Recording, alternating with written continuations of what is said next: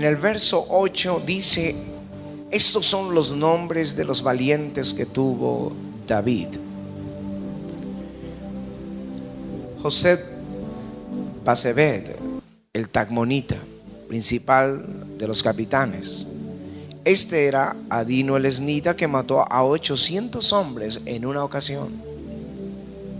Después de este, Eleazar, hijo de Dodo, Ahoita, uno de los 3 valientes que estaba con David cuando desafiaron a los filisteos que se habían reunido allí para la batalla, y se habían alejado los hombres de Israel. Este se levantó e hirió a los filisteos hasta que su mano se cansó y quedó pegada su mano a la espada. Aquel día Jehová dio una gran victoria y se volvió el pueblo en pos de él tan solo para recoger el botín. Después de este fue Sama, hijo de Agé Ararita. Los filisteos se habían reunido en Leí, donde había un pequeño terreno lleno de lentejas, y el pueblo había huido delante de los filisteos. Él entonces se paró en medio de aquel terreno y lo defendió y mató a los filisteos, y Jehová dio una gran victoria. Menciona otros 3 lo que hicieron. Aún allí en el verso 18 dice: Abisai, hermano de Joab, hijo de Sarbia, fue el principal de los 30. Este alzó su lanza contra 300, a quienes mató y ganó renombre con los 3. Él era el más renombrado de los 30 y llegó a ser su jefe, mas no igualó a los 3 primeros. Después Benaía, hijo de Joiada, hijo de un varón esforzado, grande en proezas, de Capsel. Este mató a 2 leones de Moab. Él mismo descendió y mató a un león en medio de un foso cuando estaba nevando. También mató él a un egipcio, hombre de gran estatura, y tenía el egipcio una lanza en su mano, pero descendió contra él con un palo, arrebató al egipcio la lanza de la mano y lo mató con su propia lanza. Esto hizo Benaía, hijo de Joiada, y ganó renombre con los 3 valientes. Fue renombrado entre los 30, pero no igualó a los 3 primeros, y lo puso David como jefe de su guardia personal. Amén. Menciona a los otros que son llamados los valientes de David. Di conmigo: los valientes de David. Bien, todos aquí conocemos la historia de David, pero quiero por un momento recordarla para entender por qué este pasaje es tan significativo esta mañana. David había sido ungido por rey por mano de Samuel el profeta cuando descendió a Belén, donde estaba Isaí su padre con sus 8 hijos, y Dios le dijo: uno de tus hijos va a ser rey. E Isaí presentó al profeta uno por uno de sus hijos, hasta el último, que fue David, a quien Dios escogió. Y la Biblia dice: el Espíritu de Dios vino sobre David. Esto es bien importante. Bueno, David tocaba para Saúl cuando un espíritu malo atormentaba a Saúl. David tocaba, el espíritu malo se apartaba. Y vino el tiempo de la guerra y se enfrentaron los ejércitos en el valle de Ela. Los filisteos de un lado, los israelitas de otro lado. Y un paladín de los filisteos, un gigante, cerca de 3 metros de altura, tenía humillado a Israel por 40 días, diciendo: aquí están los filisteos, ahí están los hijos de Israel, que venga un israelita y pelee conmigo.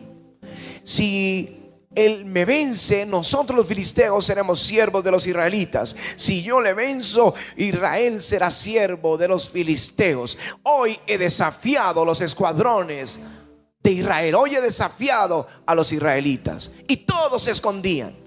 Había un rumor en las filas, todos tenían miedo. Yo me imagino hasta pesadillas en la noche, todos soñando cómo ese gigante venía y los destruía. Había humillación en el pueblo por 40 días.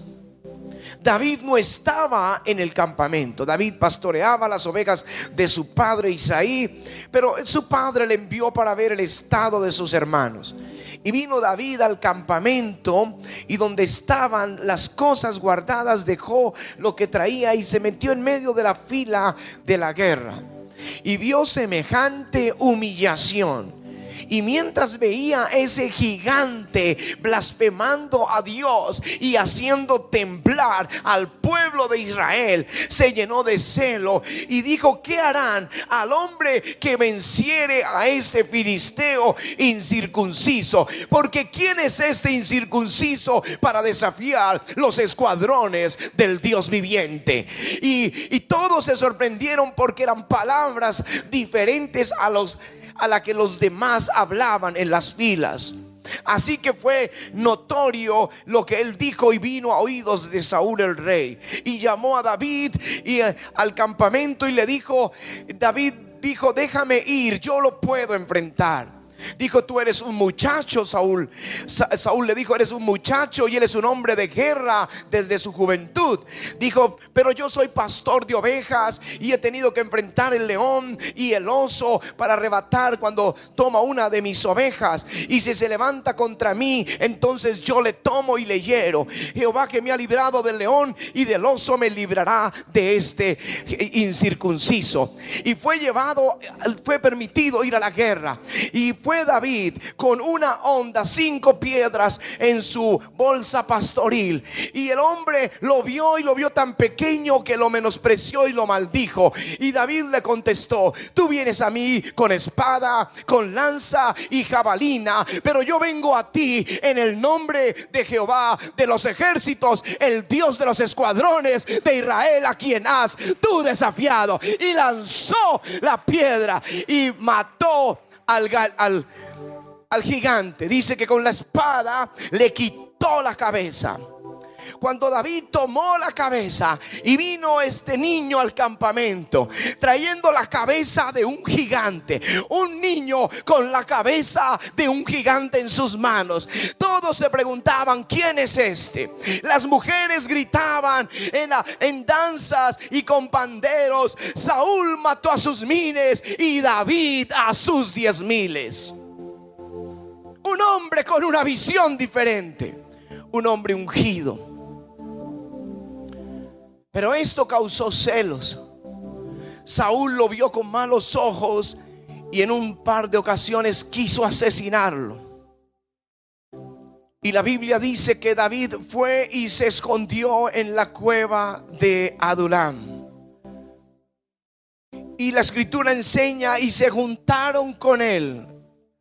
Textualmente dicen en 1 Samuel 22:2: se juntaron con él todos los afligidos. Di conmigo: los afligidos. Todos los que estaban endeudados. Di: los endeudados. Y los que se hallaban en amargura de espíritu. Di: amargura de espíritu. Y tuvo consigo como 400 hombres. Este era su valiente ejército. Gente endeudada, gente afligida, gente con amargura. Eso dice el primer libro de Samuel. Pero en el pasaje que leímos en el segundo libro de Samuel, y al finalizar sus días, después de las últimas palabras de David, se refiere a los mismos como los valientes de David. Un capítulo atrás dice: y los valientes de David mataron los gigantes. ¿Qué pasó con los afligidos?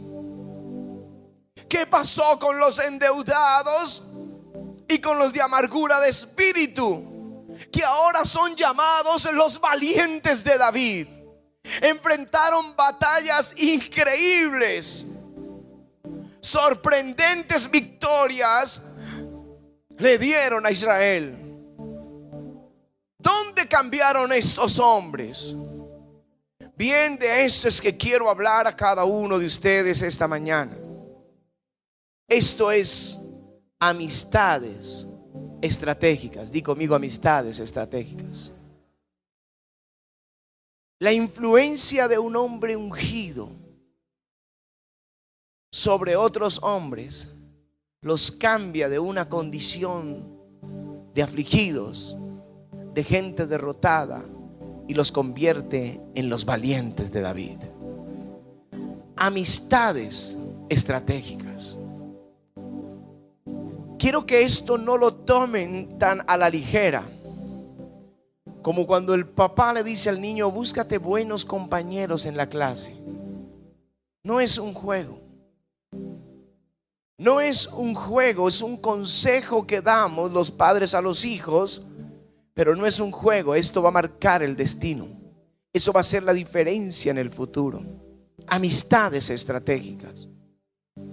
Pescadores del pueblo en 3 años se convirtieron en los líderes espirituales más grandes de la historia de la iglesia. Caminaron junto al maestro. Deportados: Misael, Azarías, Zacarías, 3 amigos a quienes el rey llamó Sadrán, Mesad y Abednego. Escucharon el consejo y la propuesta de otro llamado Daniel, y de una condición de deportados a líderes en un gobierno mundial. La influencia de personas ungidas, la cercanía con los hombres de la unción, amistades con gente que te levantan, que te desafían en la fe, pueden cambiar tu destino de un afligido, de un derrotado y endeudado, a un valiente de Jesucristo. Dios va a usarles a ellos si nos acercamos, para que tengamos grandes conquistas para su reino. Pero una mala amistad, aunque sea del pueblo de Dios, no es un juego, puede destruirlos. No es algo que un hombre de Dios puede tomarlo a la ligera.